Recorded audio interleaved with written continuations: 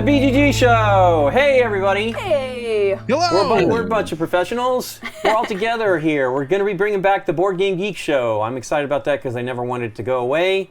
And we've got Eric and Derek and Carrick and Larrick, I guess, here tonight. We're going to be talking about the Gen Con, our Gen Con experiences. I will be the least... Derek will slightly be below me as far as his Gen Con experience, and then I'll be just above him, and then Candice and Eric are going to be much, much higher. I barely played any new games, and I was in meetings a lot, and then we also had Deborah come to Gen Con for her first Gen Con and basically Gaming Con, and so we were trying to have all the business done before we went and just played games as much as possible. We still had some more meetings and stuff like that, but and we are also collecting games. Wednesday collecting games was a bit of was a lot, and it was warm in that. And they actually turned the AC on, which people were saying they were feeling cooler. I'm like, you're imagining it, but it turned out they were actually running AC as the day progressed, which was good, because they used to have AC in the hall the whole day, the whole setup day, and I know that was paid for by a publisher who then stopped paying for it when they were no longer in the hall. So, which I don't blame them, but boy oh boy, it was a shocker. I think that first year when we were setting up our booth was like one of the hottest, most humid years we'd ever had there, and I think my clothing were drenched. Like completely shirts completely wet, everything. It was just so humid. Eric is doing good. Sounds like a very different Twitch. Yeah. Eric didn't. All my clothes were drenched. Yeah, Eric came home. It was like it was rained upon. But Eric came home with something he didn't want. Want to tell us a little bit about that? I got COVID. Hey, you're doing good though, and you didn't have any symptoms ever? I did not detect anything. I had dry mouth at the hotel, but I do that every hotel because they have the AC cranked up and no humidity. I have the same thing. And then tired each night, but I was walking all day. That was it. I suspected nothing. Someone texted me that when they got home, they were positive, and we had met. We had masks on. We were in the hall and all that. I had masks on generally throughout the hall, and then generally in other spaces as well. But of course, I was eating with people, and whatnot, and I tested positive. I had no symptoms. Went a week. Well, that's the best way to get it, I would think. I don't think I'll be as lucky when I get it.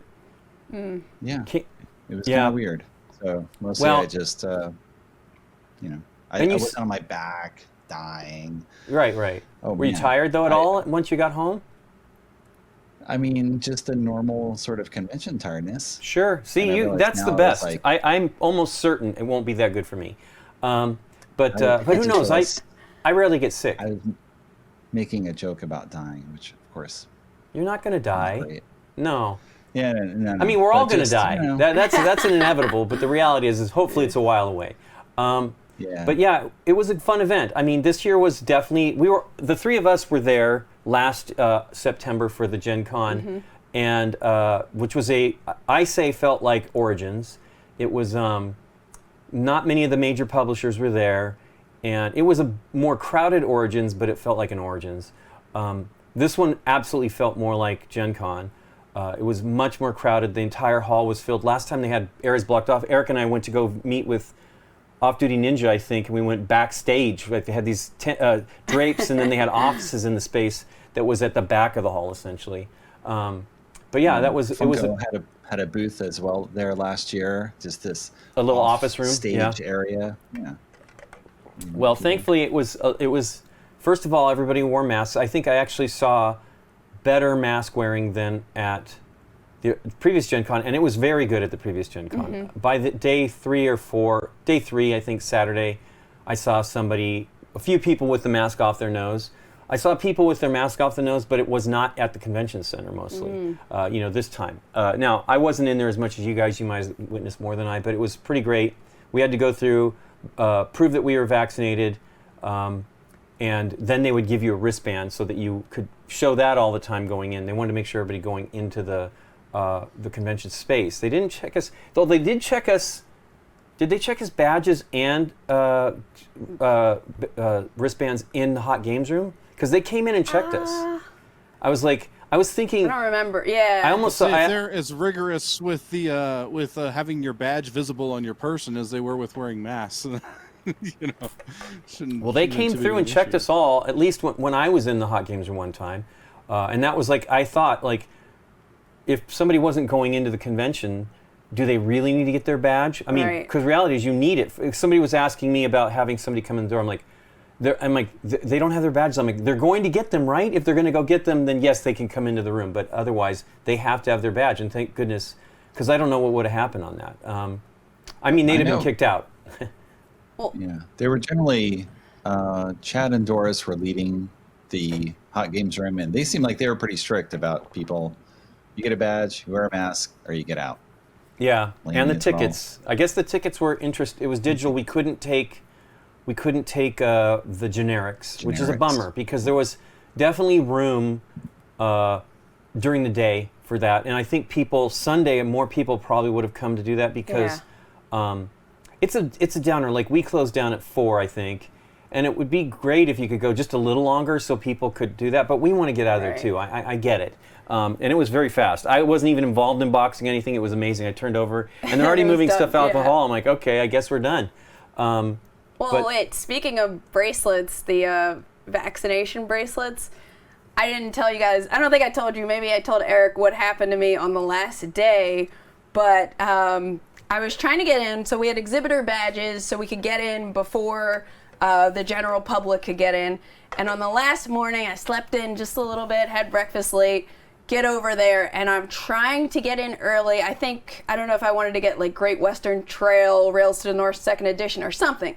I was just trying to get in there, and it was the clock is ticking. It's, what do they open at 10?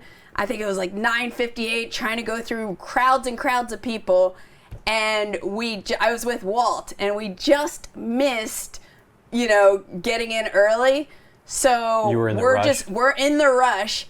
I go, as I'm about to walk past the security people, I go to raise my wrist to show my bracelet, and it's gone. And I was like, oh my goodness, I'm going to get arrested or something. And the whole time, I'm just where is it? I look at my bag, I'm like, oh my goodness. How did it come off, man? They put mine on so tight, there was no way. Nikki has a tiny little hand, and she can usually slide it off, but they put it on so tight, she couldn't even do that. I have no idea, but the whole time, I'm just paranoid that somebody's going to notice. Because we're playing games, and everybody's got it on their right wrist, these yellow bracelets, and I don't have one. It was Nikki, I think, had it on the opposite wrist. Okay. I don't know how that happened. Well, I just tried to, I would keep my hand in my bag, because I was I don't want to, go all the way back out and get a new one. It's the last day. But, yeah, that was a little incident for me. Well, Eric's positive test had us worried, because I actually played games with Eric on Sunday there was lots of kissing, too. Yeah, there was super. But it was funny, because, we're all wearing our masks, but it was pretty funny. I'm like, oh, great, last day. And Nikki actually played an additional game because Jackie Fox came up to say hello, and so I completely missed out on playing, what was the name of the new game that's spiritual successor to Treasure? Peter Pan, there you go. So I didn't even get to experience that, which is fine. I mean, it looked good, but I was happy to talk to Jackie, because I don't think I'd seen Jackie for nearly a year. So. I missed seeing Jackie at Gen Con, but I've played with her every once in a while, so I've probably seen her more frequently. Oh yeah, definitely more than me. We had her over for Dune and Escape the Dice game and maybe something else. Anyway. Oh, it's not Gen Con unless you've gone to a con and realized somebody was there that you did not connect with. Oh, I know. There's plenty of that. I saw Rob Davio Monday morning in the elevator leaving the hotel. Ah, there you go. That's usually how it is for me, too. Yes. When I was probably most infectious. I don't know. But we had our mask on. Yeah. Well, anyway, so let's get into what we saw. Well, let's end with the one game that I have in common with you from Days of Wonder. But let's go into the stuff that you guys experienced, because I actually did get to play that Heat. There's more of a title to that. I don't know what the Heat something. Pedal to the Metal. Pedal to the Metal. Okay. Pedal to the Metal. Mostly because just the title of Heat is not something you can really trademark. Sure. Well, anyway, let's finish with that one, because I actually played that.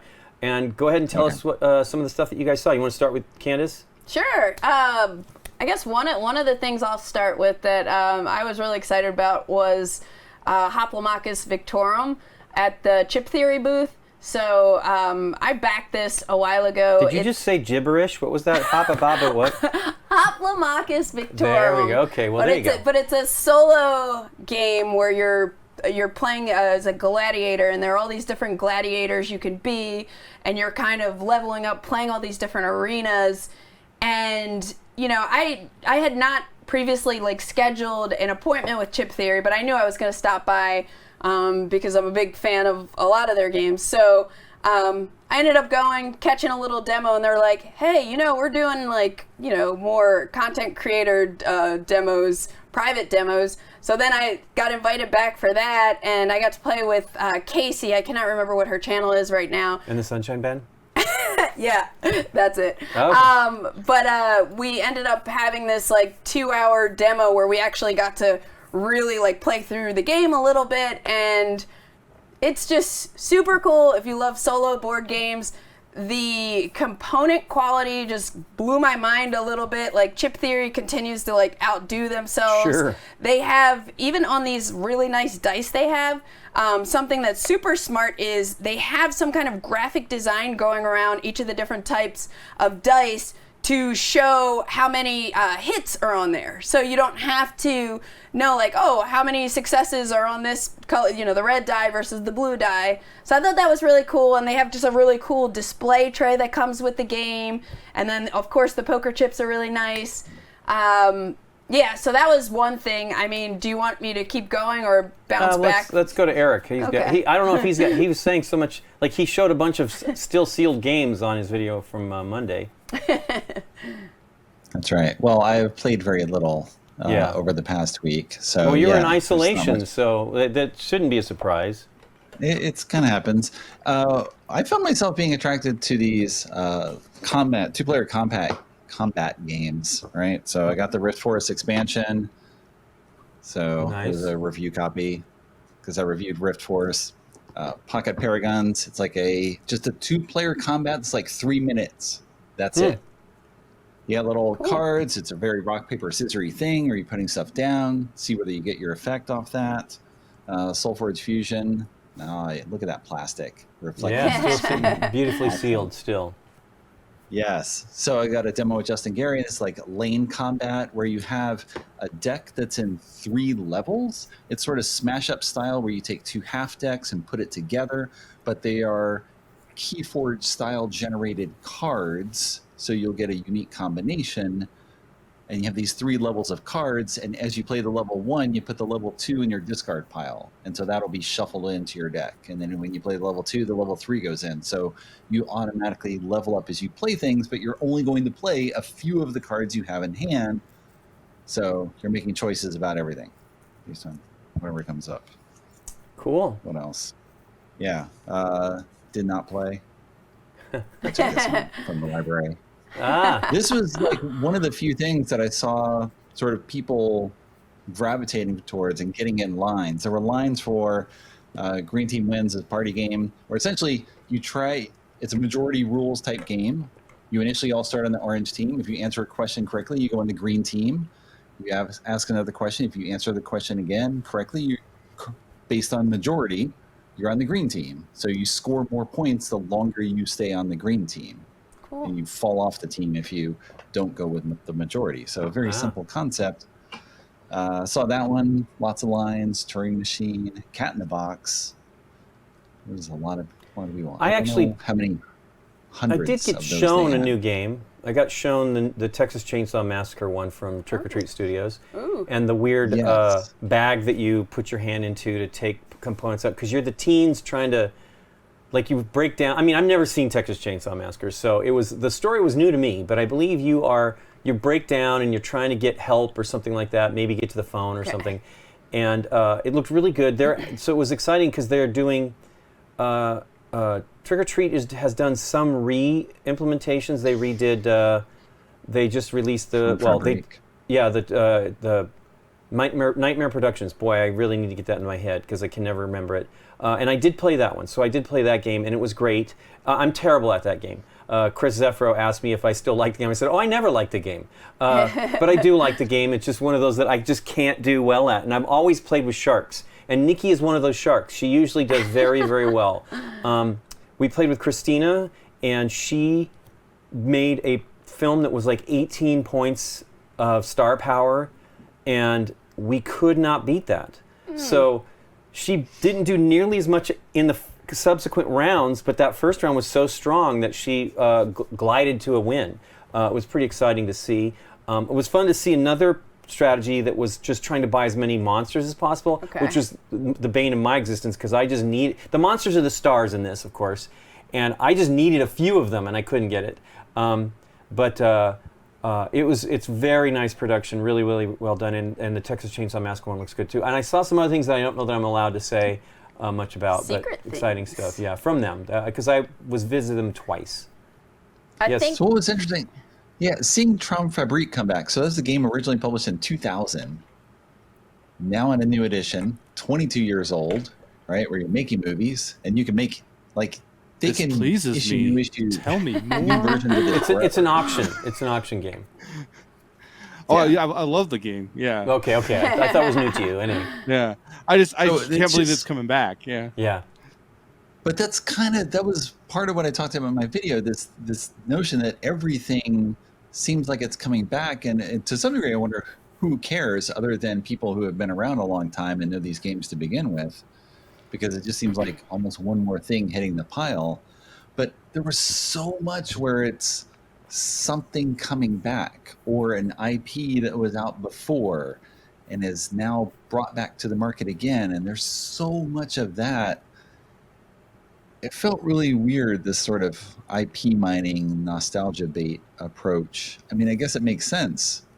Why not bring back a successful design? But just like the movies, Yeah. like what they do Yeah. I in mean, the movies. and that's part of it, I'm sure. The IP thing is that, clearly some publishers are successful with that, and there's a much, much more aggressive marketing of old IPs. I mean, when we were at Nuremberg, we would see those events, Eric and I, that would be showing, Hasbro would be showing stuff that was not necessarily, not game related, but IP related, to get other people to make things for them, and other movie studios pushing IP. That's why you see some games coming out from multiple publishers at the same time, because they were all at that same meeting probably being pitched this stuff, because they're big events. And we did play the ET game. We played it on the stream previous to going to Gen Con, but I think it's official, available besides Target was there, and we played that, and we've done terribly. I think Nikki and I did okay our first play, and then we have done poorly since then, but I do like the game. I think it's challenging, and I think that it's the 40th anniversary, so that one kind of makes sense. But some of these are very odd IPs. I see something here. What do we got here? Racing Hedgehogs. Adorable. So this is another Knizia game coming back. This is from Foxmine. This was originally published as Honey Bears. Oh. Right? Just by a Foxmine. German company, and that was it. And then there was an English edition from Face to Face Games called Bucket Brigade. Okay. Oh yeah, I remember all that it one. is it's a super simple game. You're playing cards to advance hedgehogs, and they score more points the farther they are down the track, but you score points based on the cards you have in your hand. So of course, it's kind of like a stock game where you don't want to play the thing, but you want to advance it, and how are you going to manage all that?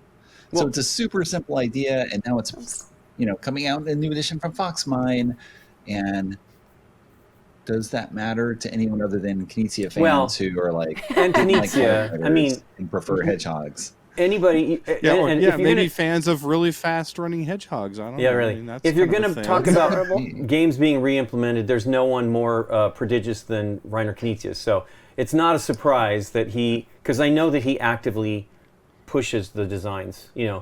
And with reason, for sure, because there's plenty of good games in that catalog. I wasn't in love with San Francisco. I did get a chance to play that.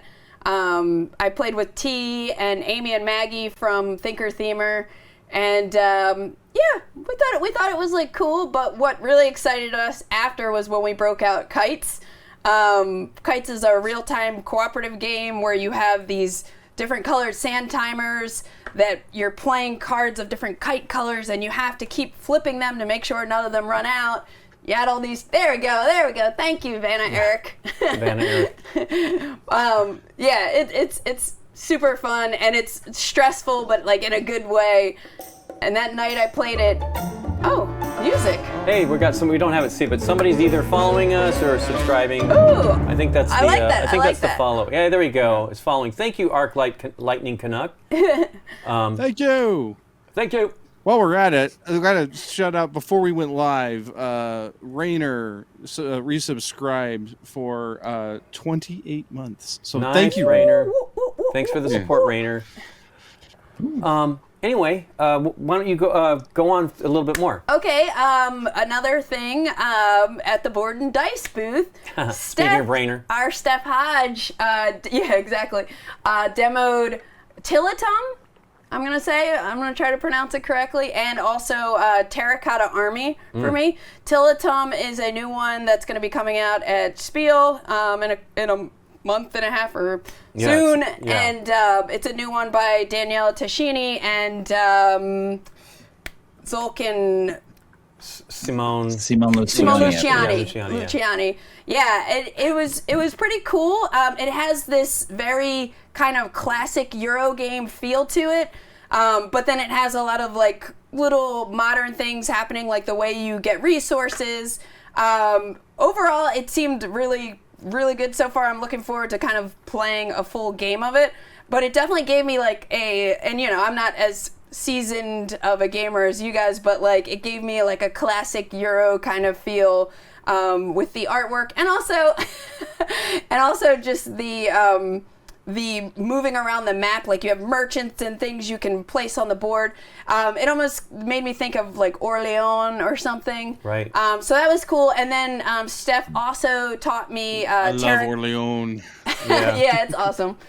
Steph also taught me Terracotta Army, which I thought was excellent. You know, you're gathering clay and you're trying to build these statues in this grid, and all these statues have their own different powers, and they score from round to round depending on where these red, I call them pillars, but they're something else.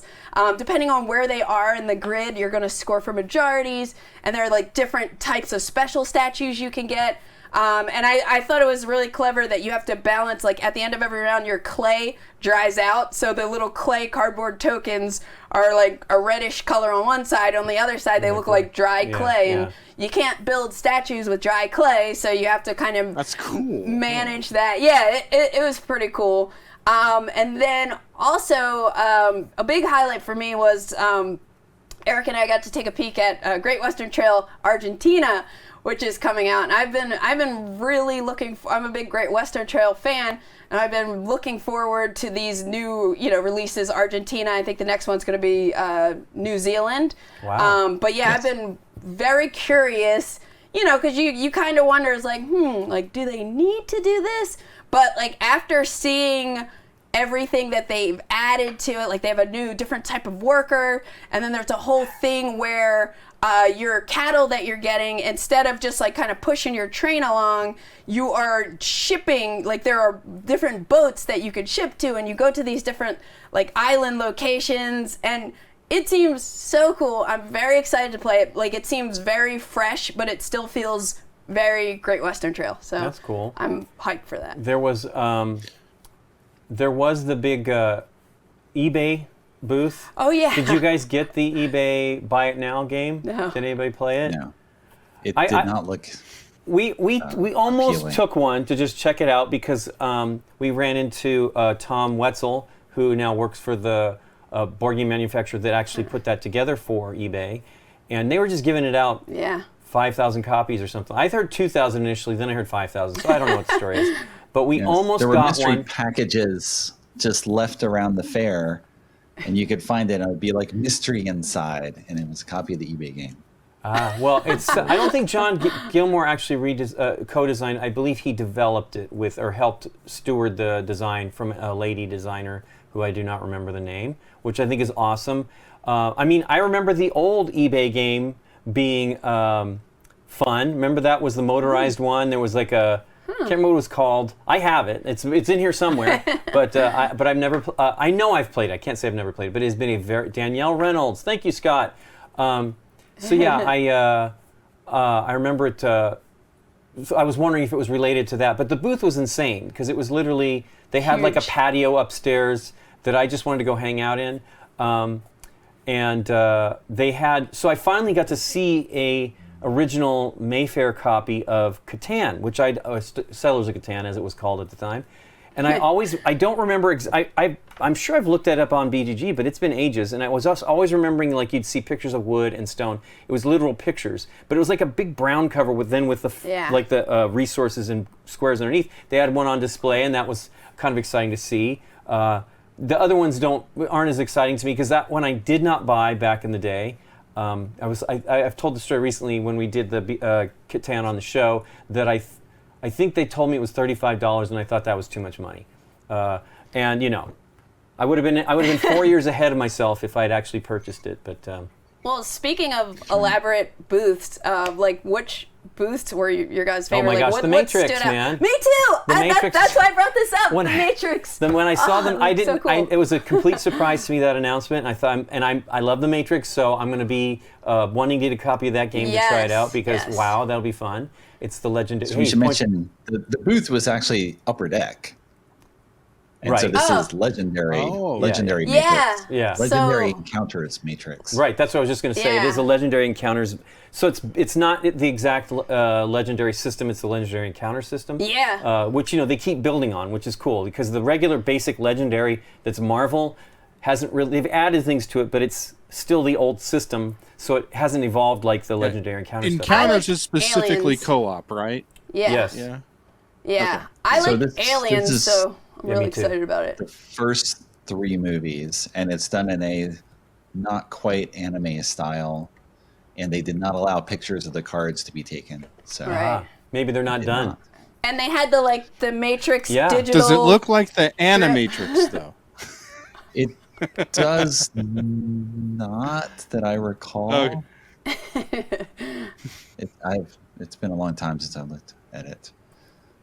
It looked. But yeah, I'm excited about that cartoony, too. Me too. But not quite. Well, that was what was great. Is it was a complete surprise, right? I had no idea, so that was fun. We walked in, I'm like, oh my gosh, Nikki, I think they're doing Legendary Encounters Matrix. That was just seeing it from a distance away, right? As we came into the hall on Thursday, I guess, because we did not see it on Wednesday. We were not in there late enough to see that be built. So was that a surprise to you, or did you see it on Wednesday? No, it was a surprise to me. Yeah, it was kind of exciting to see that. We actually did a punch party on Wednesday for all the games that were going to be in the Hot Games room, which was awesome.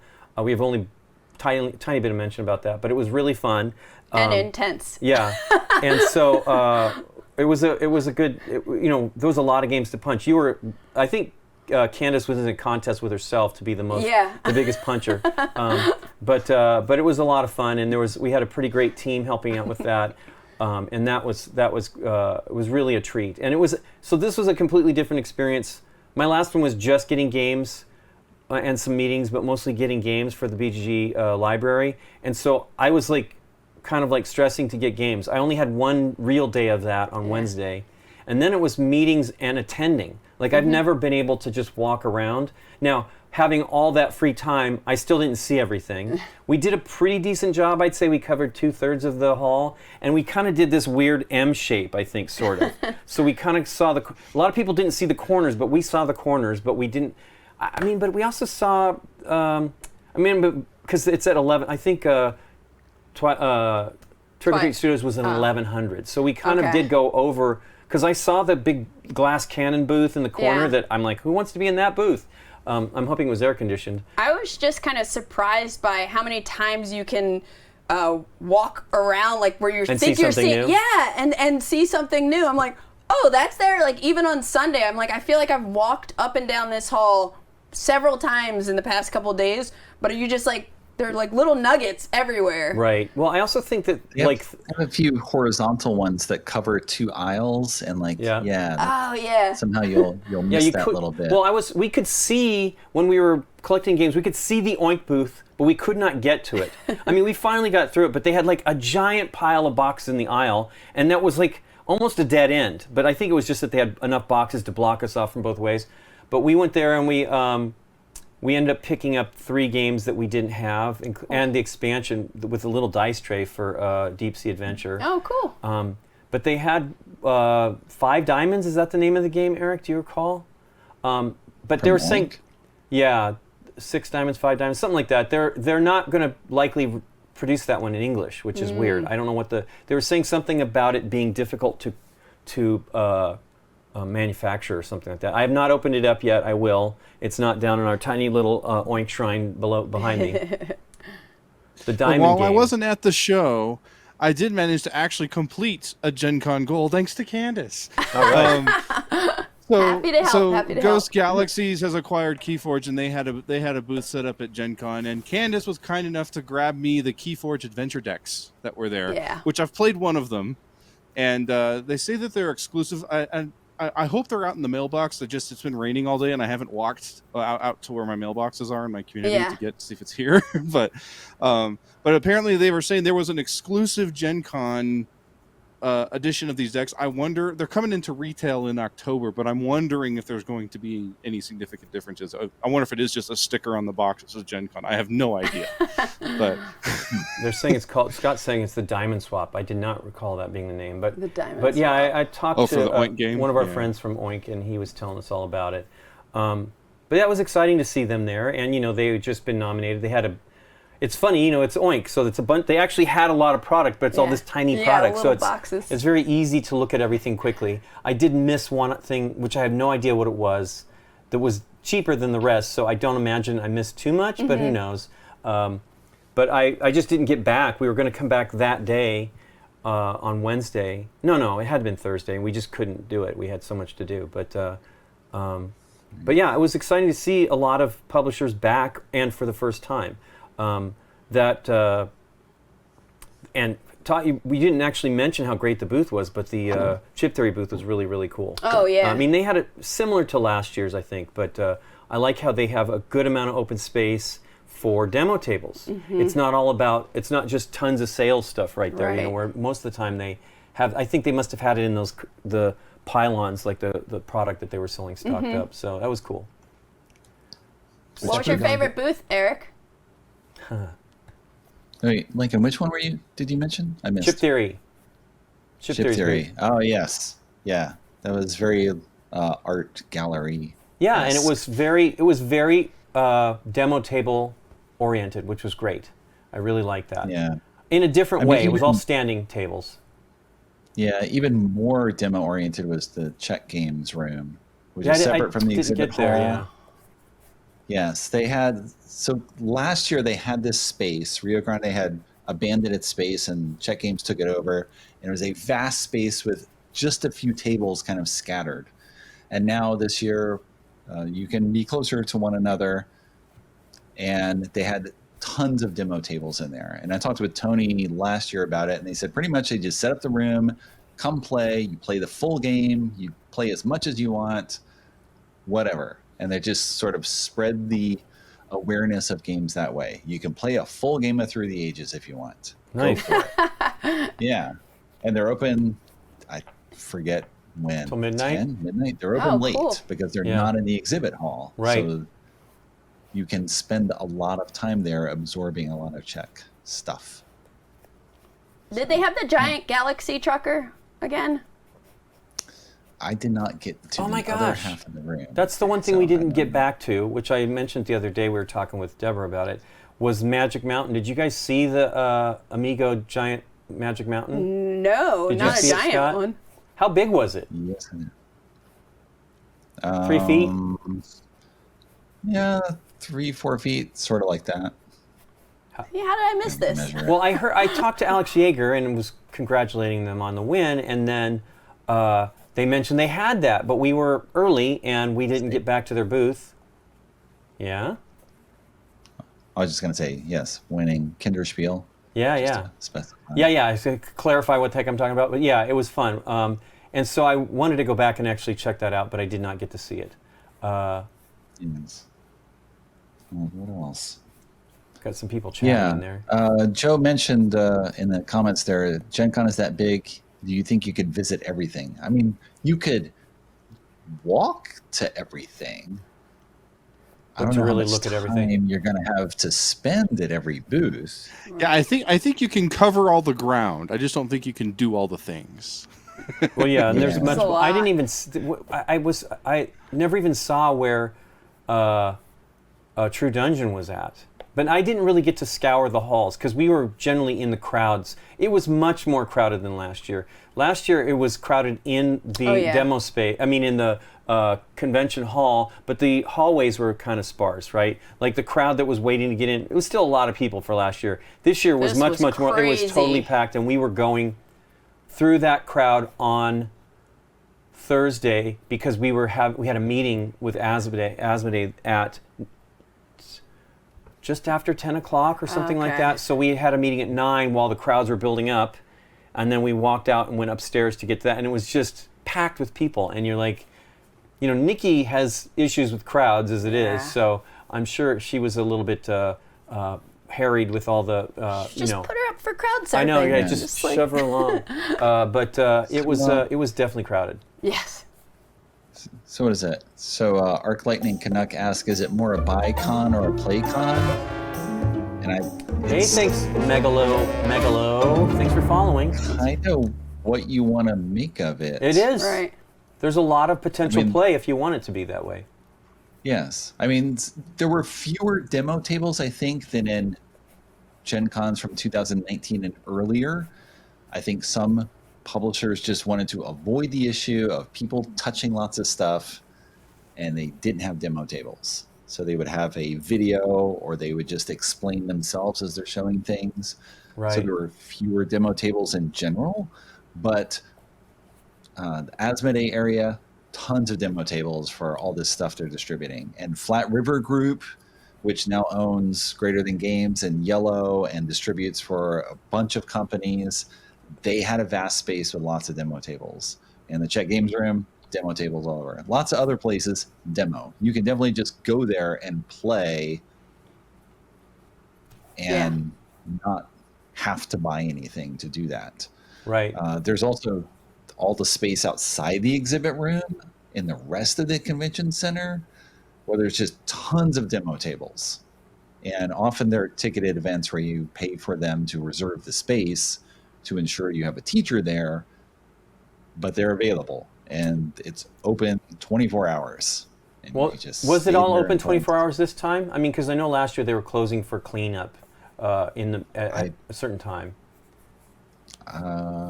Yeah, maybe I'm remembering Gen Con's past. Yeah, I don't know though. I didn't look it up. I was actually in that hall. We were in the ABCD, which is hall. I don't even know what it is. Orange? No, not orange. What the heck was that called?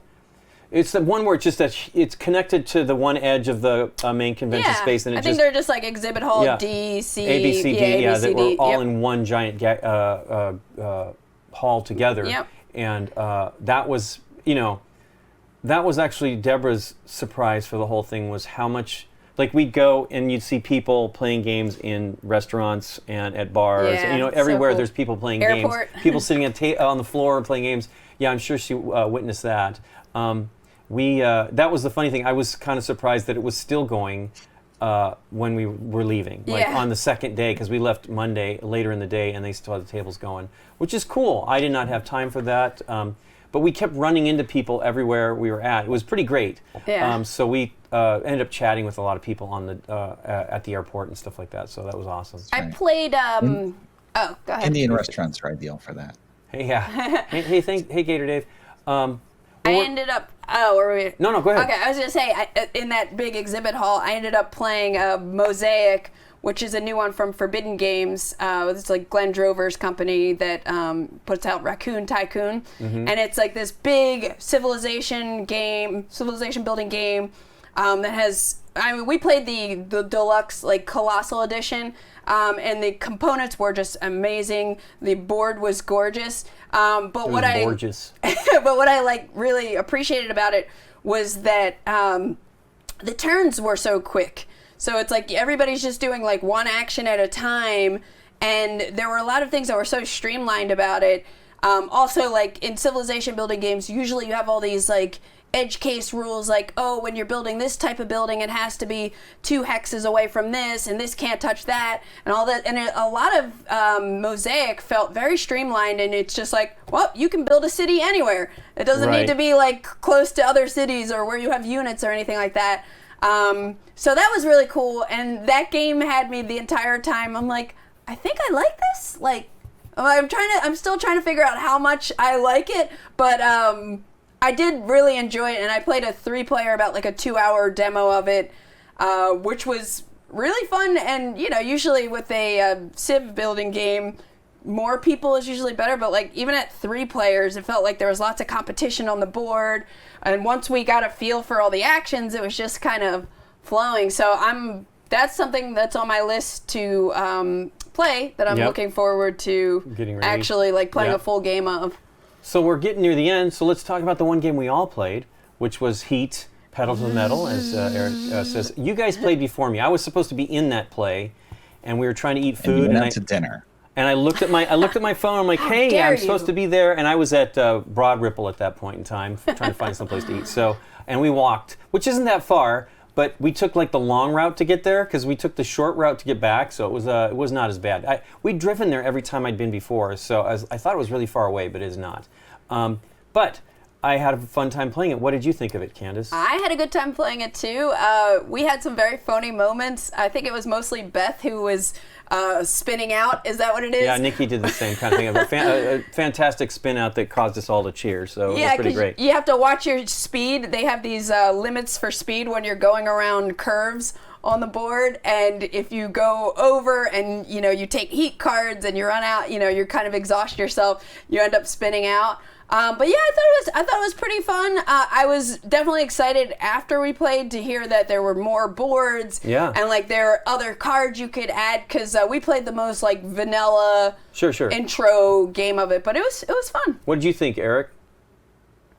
I mean, it felt very familiar because yes, it's a racing game. You do a couple of laps. First to do 2 laps wins, at least on the US board.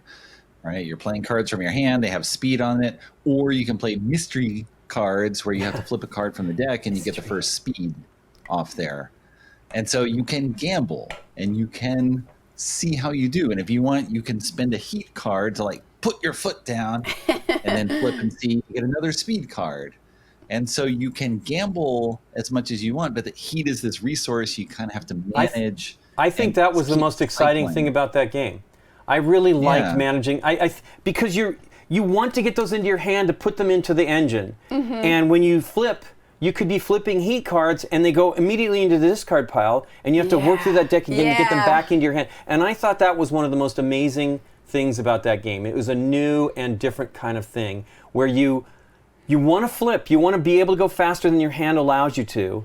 And I also loved, like, even though you hate those zeros, they're great for when you need to go into a turn and you still need to play 3 cards. If you know you have enough of those cards, then you can stay in third gear, get through that corner without going too fast, and then hit the pedal to the metal on the next straightaway, which I really, really was impressed. I think it's an interesting, really interesting. I love race games. And it is one of the more interesting card play ones I've ever seen, because I loved that mechanic with the mechanism with getting the heat into your engine. It's really cool, because what the deal is when you flip, Eric was saying when you flip cards, you flip until you get another card that's actually speed. Mm-hmm. There are other ones like a 5 which you don't want to waste. That's another one you'd hate to get into the discard pile, because that adds to your speed level if it's in your hand. It's not an actual gear speed that will allow you to advance when you're pushing it, stressing the engine, or when you are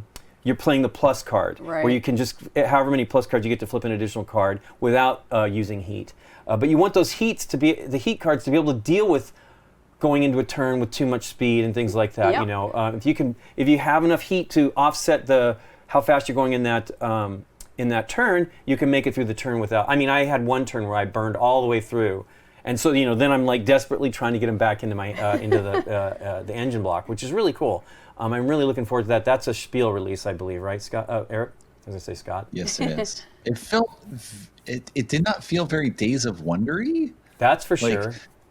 Yeah, it was a little strange just because they haven't had a race game, and it has 4 maps in it, and then it does have all this extra stuff where you can add these different levels of equipment in your dashboard, or have a championship race, or just it's packed with all these expansions ahead of time, which felt more involved than the normal Days of Wonder thing. Now, of course, this game has been in the works forever. I played a version at Spiel 2019, and this was different. The other thing is the amazing art. It's Vincent Dutrait, and there's not a single character in the art, which is totally not Vincent Dutrait. He's one of the best renderers of humans, I feel, in games in general. And it was clearly his art, but it didn't feel like his art because it was a little bit more graphic. They had the halftone stuff going on and everything. I'm really looking forward to the final game. I think it's really impressive, and it will be a lot of fun. Especially because, like Eric says, there's a lot in the box right off the bat. It's pretty cool. Cool. Anything else you guys wanted to talk about? No. There's the Nikki's in there. She was sort the of spin-up queen. continued evolution of Gen Con being pre-Spiel. Yeah. So, like, Horrible Guild showed up for the first time with its own booth. They've been there before without a booth showing things off, and they had a couple hundred copies of Evergreen that they're showing, and it's their Spiel release, but it's seeding the market in the US, trying to get people talking about it ahead of time. It's sort of photosynthesis, but yeah, a little different because each player has their own board where you're building up a forest and trying to get the trees seen by the sun. So it's similar but different. This is also like what I feel like I'm talking about with the IP coming back. So just like Great Western Trail, Argentina is new, but it's not new. Right. It's working the market that exists before, and this sort of feels the same. And what was it? Bombix was there for the first time with the booth. Again, just showing off Spiel releases. That's it. Because the titles are distributed by Flat River, and they use their own space just to show off what's coming in the future, which is a really interesting.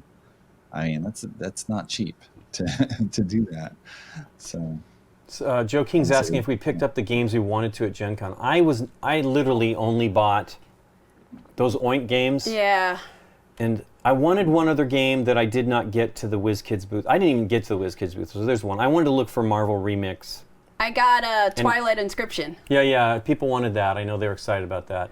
How is that, by the way, Candice? I haven't tried it yet, Derek, but I'll let you know. Okay. But I'm hearing... Highly desired. Yeah, I'm hearing... I waited in line for that one.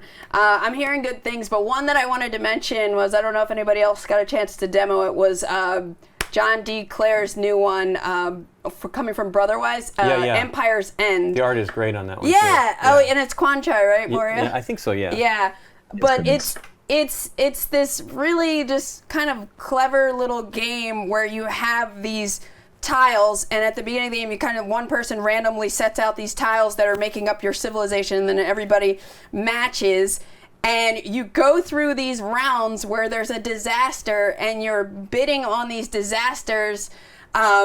You're bidding not to make the disaster happen to your civilization, so there's like a no thanks thing. Right. But when you do, so everybody, you can play one of, there are certain different types of resources you can bid. So you're bidding and you're like, oh, you're watching those resources pile up. But each of your civilization tiles also is worth a certain amount of victory points. And, you're just waiting for the resource pile up, and then maybe you're like, oh, I'll just kill that 17-point city there. But when the disaster hits you, you get all the resources from it, but then you also get like a special power that you can tuck under another part of your civilization.